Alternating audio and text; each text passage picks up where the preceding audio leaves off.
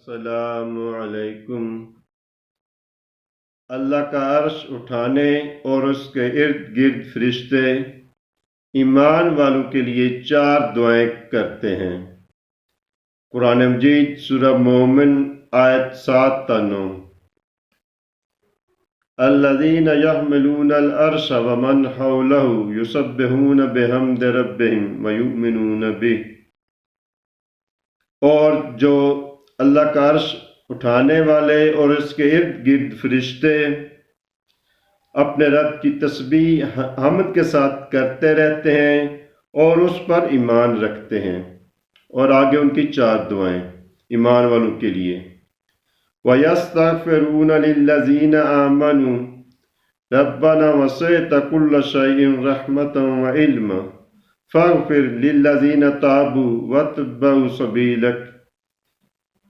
اے ہمارے رب، تو ایمان والوں کو بخش دے، بے شک تو نے ہر چیز کا اپنی رحمت اور علم کے ساتھ احاطہ کیا ہوا ہے، اور ایمان والوں میں سے جو توبہ کریں اور تیرے راستے کی اتباع کریں، یعنی صراط مستقیم کی۔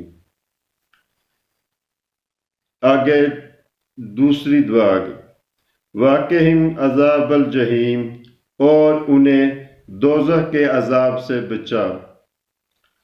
آگے تیسری دعا، ربنا وادخلہم جنت عدن التی وعدتہم ومن صلح من آبائہم وازواجہم وذریاتہم انک انت العزیز الحکیم۔